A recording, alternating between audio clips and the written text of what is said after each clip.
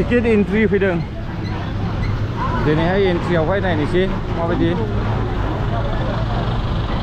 रेन्जार बिजि जायो नै मानसिया भुटानाव हाबनो थाखाय पास लानोनो जोबोद बिजि जायो नै लाइन दङ मानसिफोरा नायलांनो हागोन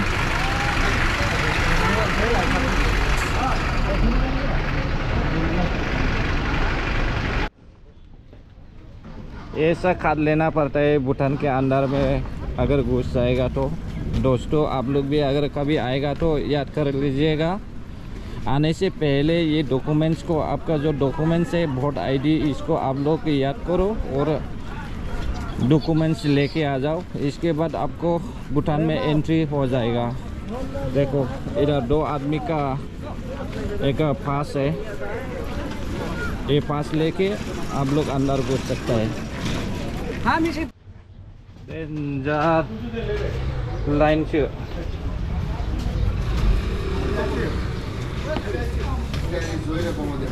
नहीं काउंटर हाँ ऑन कर जा भुटाना सिगांनि बायदि नंले सोलायबाय नै ओरैबायदि मोजां सोलायबाय लामायाबो दस्रा जाजोब्बाय फाइनालि दिनैहाय भुटानाव हाबनो मोनबाय गाइस थांनाय समफोरावहाय जोङो फार्स्ट टाइम फैनायावहाय भट आईडी खौहाय लाना फैयाखैमोन ना डकुमेन्ट्स को लाना फैयाखै बेनिखायनो हाबनो मोनाखै किन्तु दिनैला हले हाबफैनो मोनबाय नायहैनोसै गेलफु टाउन दोस्तों फाइनली हम गेलफु टाउन में आ गया अभी भूटान के अंदर में है यही रास्ता है गेलफु टाउन का। मैं बहुत दिन के बाद में आज भूटान के अंदर में आ गया। मैं गेलफु टाउन देखने के लिए बहुत मेरे को मन हुआ गया था लेकिन आज से फाइनली मैं गेलफु टाउन में आ गया। आप लोग भी देख सकते हैं दोस्तों आपको भी मैं दिखाऊंगा ये गेलफु टाउन अभी कैसे बदल गया है। चलो दोस्तों आपको तक करते हो वीडियो आप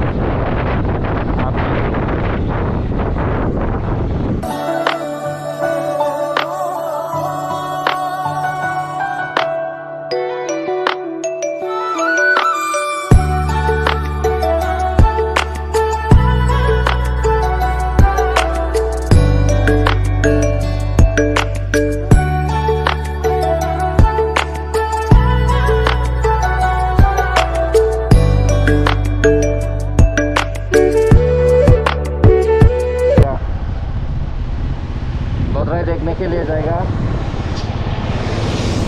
ये टाउन बाद में आएंगे और घूमेंगे इधर में घूमते रहेगा। आज से पूरा एक दिन इधर में समय बिता देंगे।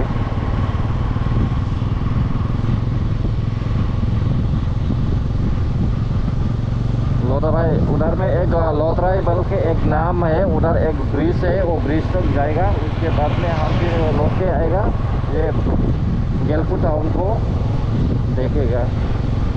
दोस्तों आप लोग भी मेरे साथ बने रहो और वीडियो देखो ताकि मैं पिछले बार वीडियो में इससे भी ज़्यादा अच्छी वीडियो आप लोग को दिखा सके। चलो शुरुआत करते हूँ यहाँ से।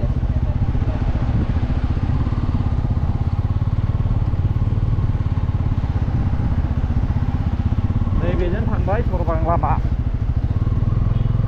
गलखला ओरै साहा थांबाय लद्राय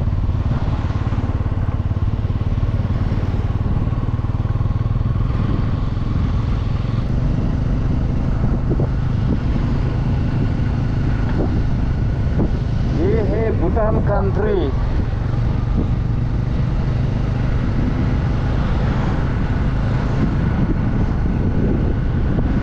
ओरैबो लानांगौरा मानसिखौहाय उल्थाबो न'फ्रा नायदो नै बिसोरनि न'आ माबायदि style.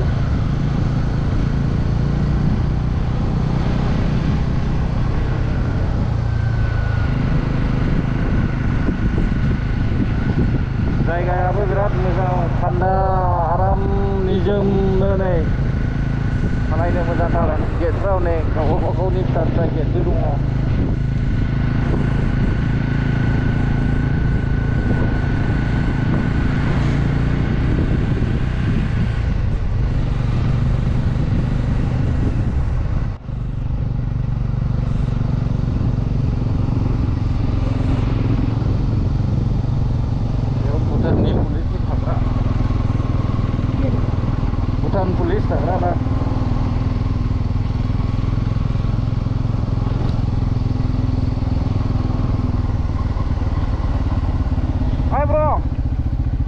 is the way to Lodrai Bridge, right? Okay, thank you.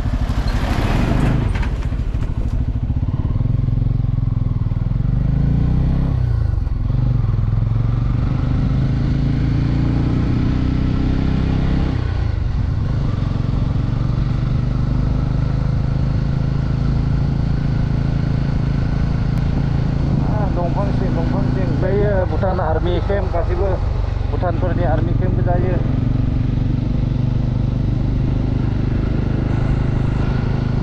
जेबो गिनाङालै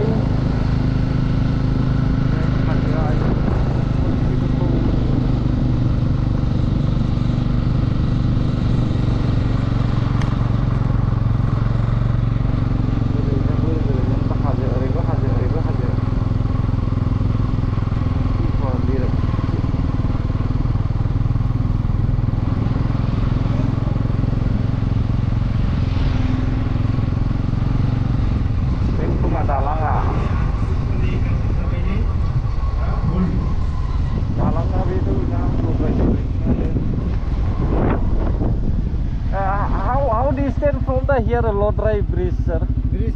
Yeah. 3 kilometers. 3 kilometers. Okay. Only 3 kilometers. Okay. We will just travel rounding only. Yeah. Thank you.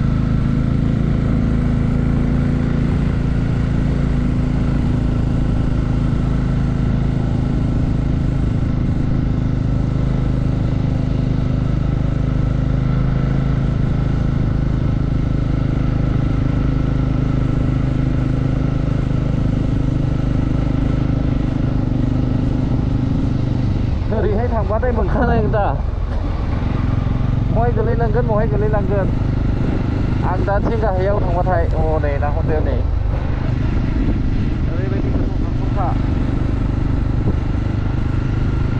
आर्मिफोरनि टेंकि नै दै टेंकि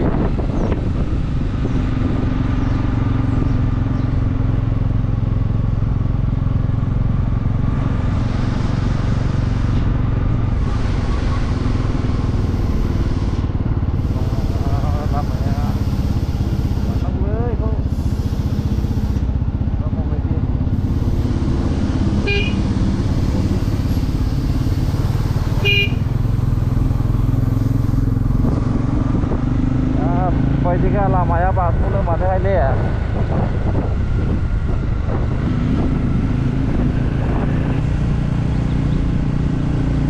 It is the Bhutan country, guys.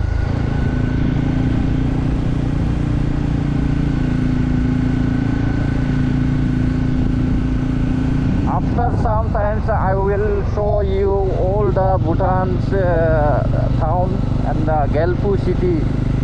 Now we are coming to Lodrai Bridge. No more distance.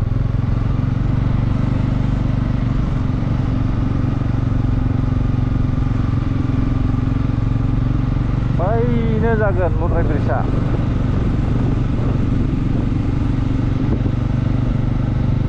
बेनिफ्रायथ' थांनो होखानाय माबायदि मोनखादों आङो बा हनै लामाया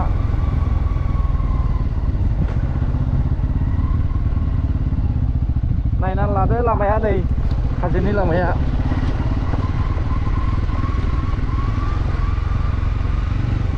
गाहायावलाय बेलथायबाथाय बेलथायखाबाय थांखाबाय ओंखारदो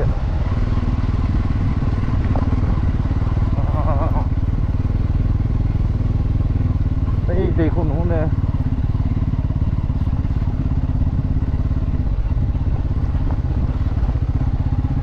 नै बेजोंनो माबायदि खारफैयो नै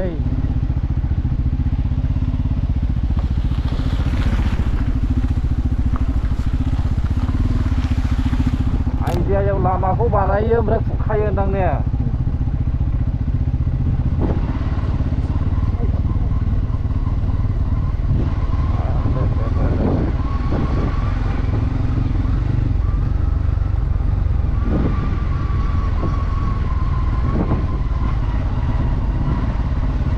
नायदो हनै दैया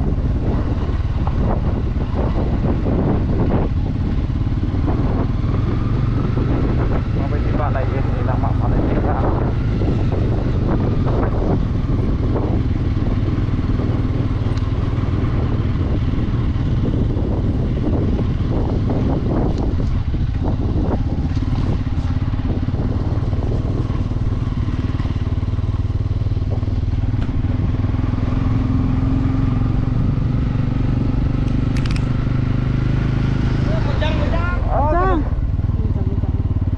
मोजां दे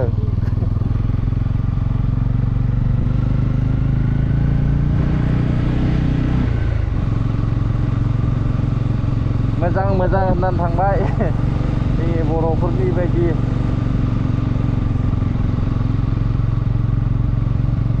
बांद्राय गोख्रै सालायजाया गाइस लामाया ओरैबायदि डेन्जारखा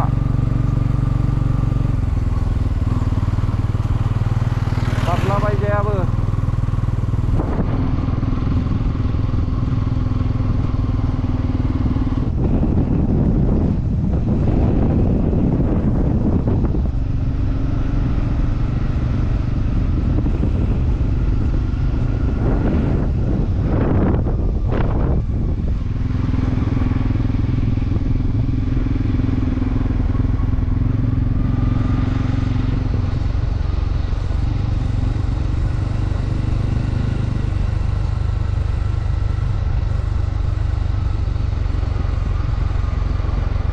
लद्राय ब्रिज मोनबायानोसै नै मोननायसै हनै खाथिल'सै ब्रिजआ दा बेनिफ्राय थोनहरनाय ना थोनहरना मिथिले आरो अब्लाबो ब्रिज नायनानै थांगोन ना थोनहरखालायसै आरो बेनिफ्रायहाय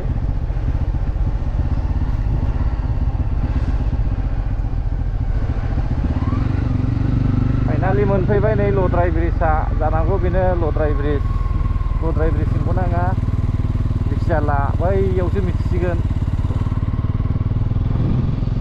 नै लद्राय ब्रिजआ नायदो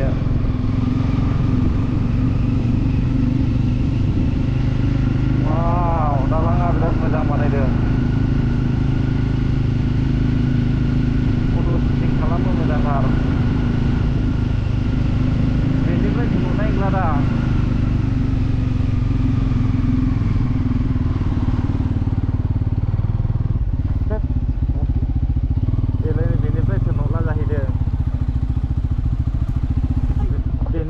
दै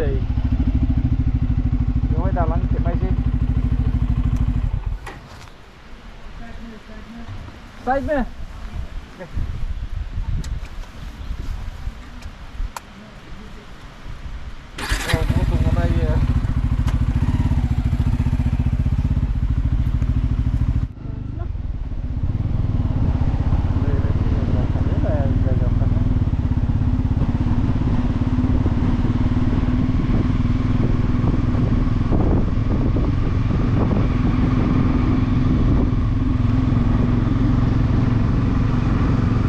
नायसै माबायदि मोजां दालांफ्रा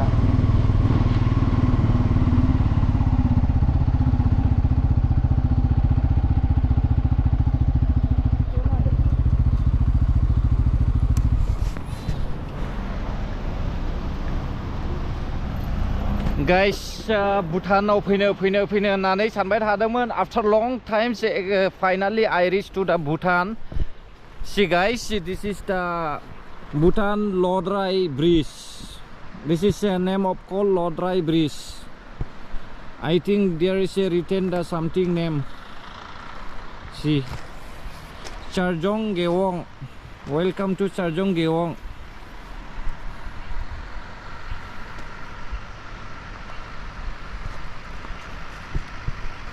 गोबाव बोसोरनिफ्राय लद्रायावहाय फैनो होननानै बुंनाया नै सफैमारबाय दिनैहाय हाजोफ्रा बेसेबांबा गोजौ अन्थाइफ्रा बेसेबांबा गोथौ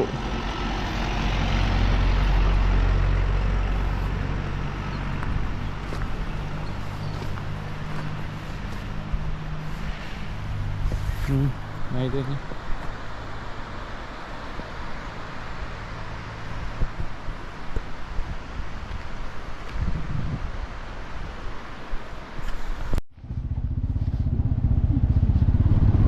ससे बेरायहैबावनायसै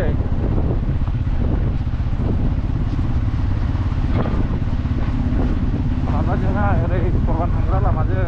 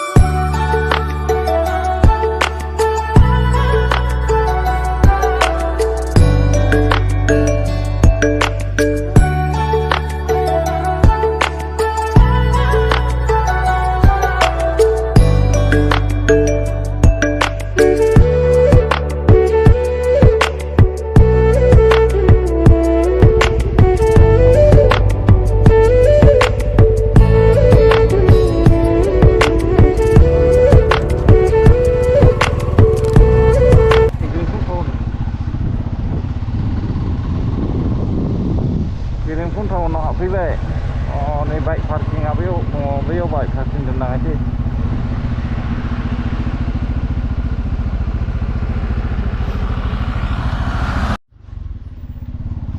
नायदो नै गेलेमफुन टाउना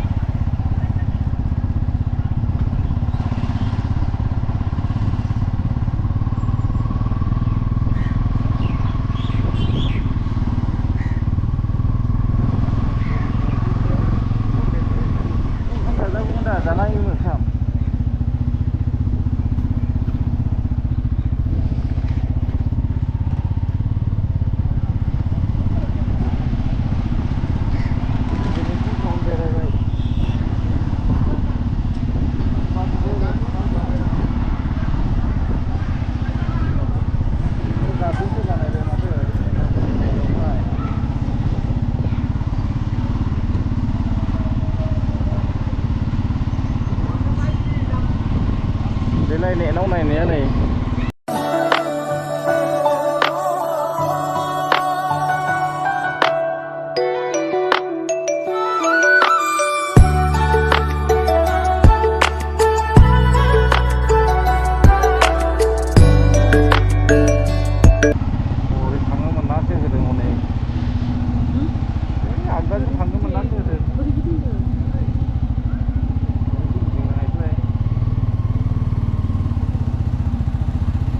मोजां जाजोब्बायथ'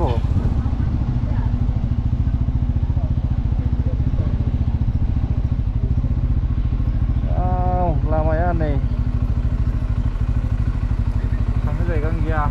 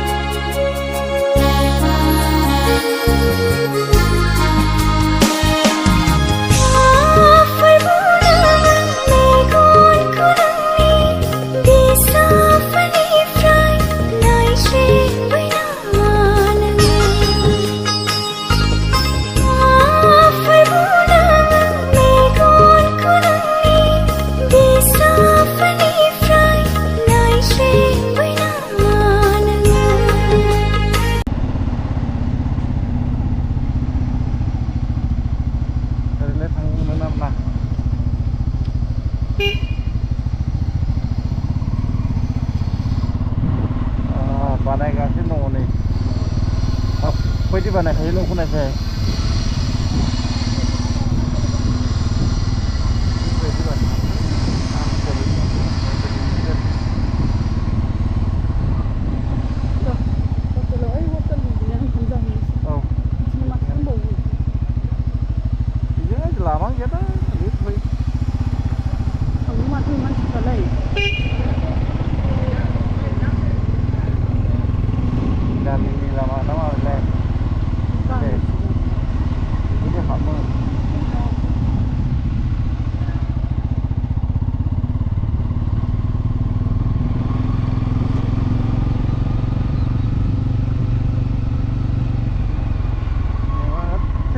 desain ni kerjaan ni ya.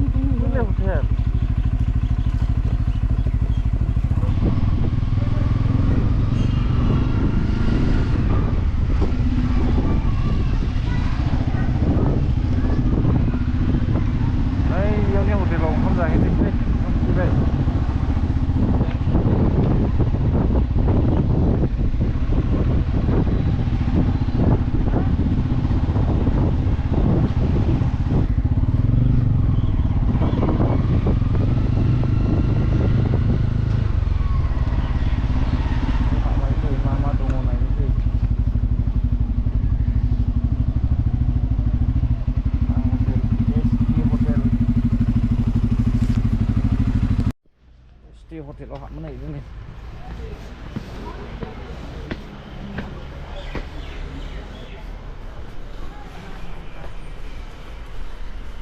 Kiki son ya, kanan son.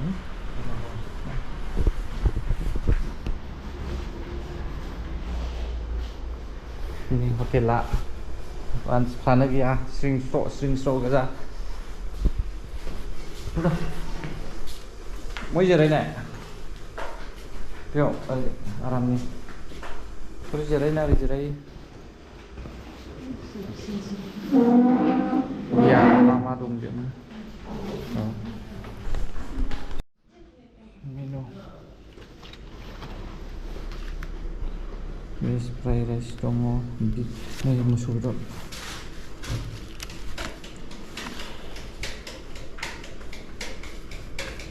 Dua.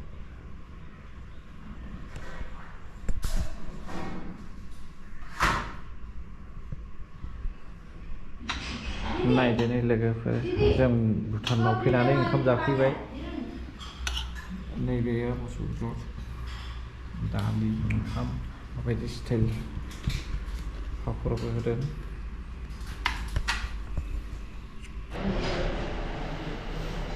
beef rice मात्रै हो नि 180 plus 180 plus पानी दुईटा नि 20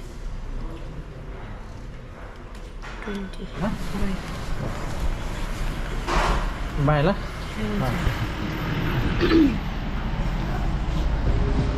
जाखांबाय ओंखारलांनायसै दा नैबेनिफ्राय नै गेलेमफुनिफ्राय ओंखारलांनायसै गेलेमफु टाउननिफ्राय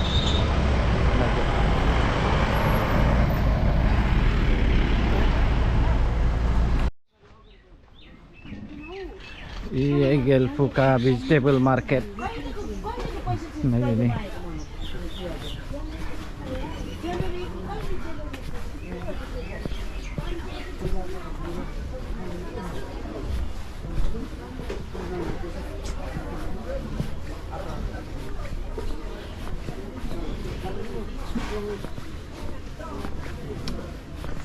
nama cuah mabaji pandang nih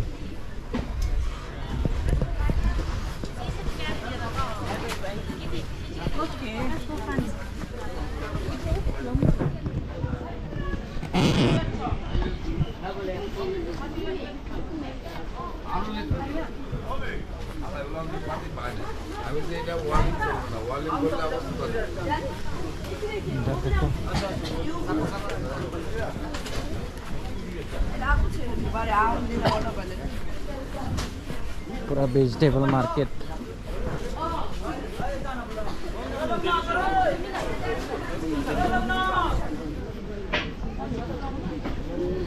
Lip, green lip. Dry fish. How much a kg, ma'am? Dry fish. 200. 200. Thank you.